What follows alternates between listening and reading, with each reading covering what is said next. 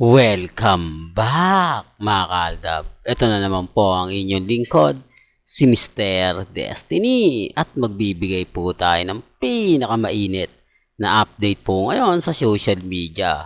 Ito yung pinaka-latest ngayon at talagang trending na trending nga po mga kaaldab. Kahit po sa Twitter, ito po yung trending. Si Atasha Mulak mga kaaldab. Well, correct me if I'm wrong sa pronunciation mga kaaldab ng pangalan. Kasi marami pong kumbaga nagulat na ito na nga po ang bagong kumbaga EAT Dabber Cards, si Atasha Mulak. Depende po ito mga kaaldab sa mga magiging senaryo. Sabi ko nga po sa inyo dito sa channel ni Mr. Destiny, 101% updated po kayo. Di po ba? Ano man po yung mga napapanood, napapakinggan, nababasa nyo patungkol po kay Mengay, kay Alden. Talaga naman pong 101%, di po ba?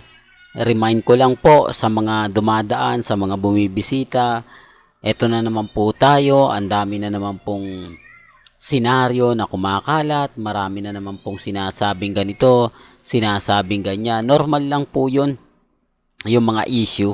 Sabi ko nga po sa inyo, pagdating po kay Mengay, bahala na po kayo kung ano sa tingin po ninyo eh. Delulo po kasi tawag sa atin kapag kumbaga pinagpipilitan natin. Sabi ko nga po sa inyo, depende na lang po sa mga maniniwala. Depende na lang po sa mga taong nagre-react po sa mga ina-update natin. Po ba? Sabi ko nga, bakit kailangan pang gumawa ng ganyan? Bakit pang kumbaga gumawa ng mga issue? Di po ba? Pero bago tayo magtuloy at bago natin ibigay itong update natin, kung bago ka lang sa channel na to, at isa kang true-blooded Aldab Nation na nagmamahal po kila Mengay at Isoy, tama po ang channel na pinuntahan mo, kaya consider na po kitang bagong subscriber. At huwag mong kalimutang i-share ang mga video po natin sa mga mami, sa mga titas at sa mga senyor.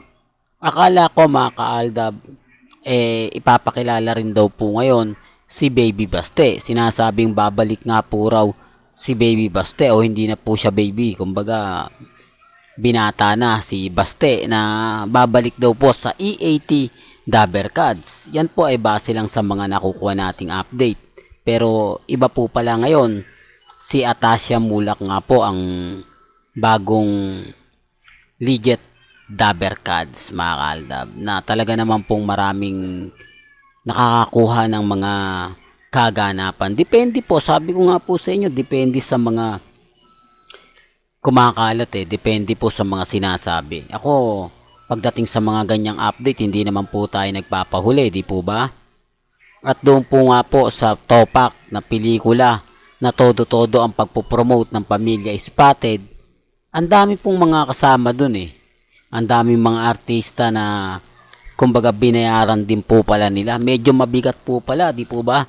Sina Julia Montes, Sid Lucero, kumbaga Enchong D, at iba pang mga cast ng topak. Pero bakit po mga kaaldab na kumbaga sila Congressman Spotted, si Mengay, si Ibiang at yung ibang mga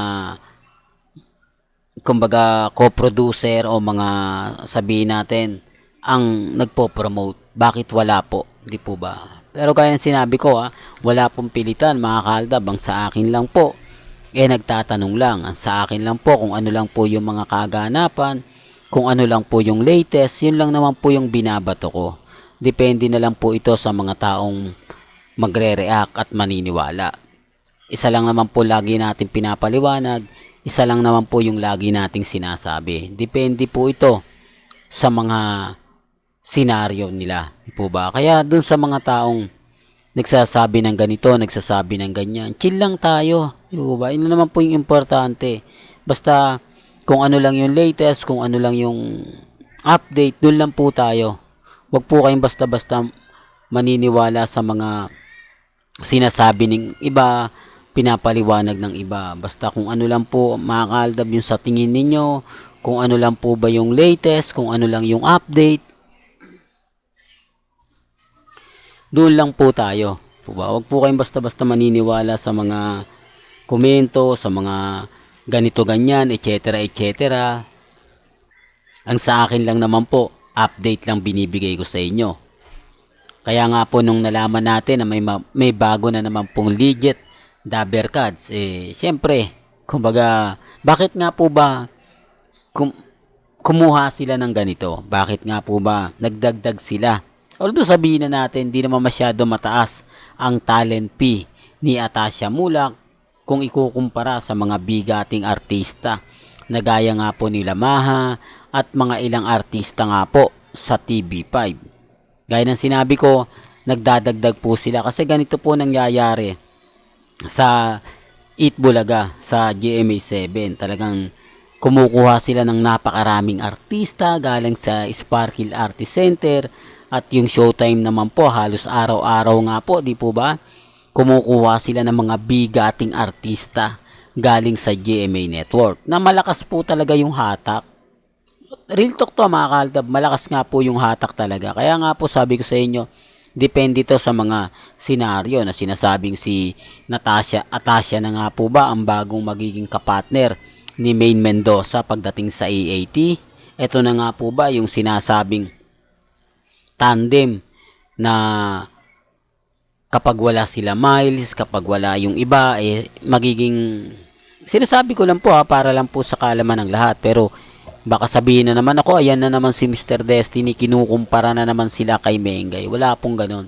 Ang sa akin po, syempre normal lang po na, kumbaga mas gagalingan, mas ibang performance ang ipapakita ni Atasha kapag naandyan si Mengay.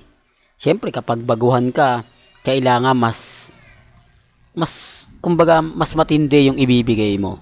Kung matatandaan nyo to, di po ba kay kay Miles, yung hindi pa po siya nagkakasakit, di po ba? Grabe yung energetic na pinapakita niya. Grabe yung kumbaga performance, di po ba? Yung mga dance production na talagang voice buhay. Para lang klaro, para lang po sa kaalaman ng lahat. Kaya pero hindi ko to kinukumpara kay Mengay. Kumbaga iba na po kasi kapag may mga ganitong kasama si Mengay na sa tingin niya ay mas popular at talagang hindi masyado, di po ba, yung balanse yung makikita natin na hindi po lagi nakatutok kay Mengay yung mga ibang legit Dabber Cards gaya nila Jose, Wally, Paulo, di po ba, Alan K, TBJ. Well, hanggang dito na lang po yung updates natin ha. Kaya kung gusto nyo pa po ng pinaka-latest at sariwang update, abay tutok na lang po kayo dito sa channel ni Mr. Destiny para updated po kayo sa mga bagong video po na ilalabas po natin maya-maya lang. Hanggang sa muli, salamat po sa panonood at pakikinig.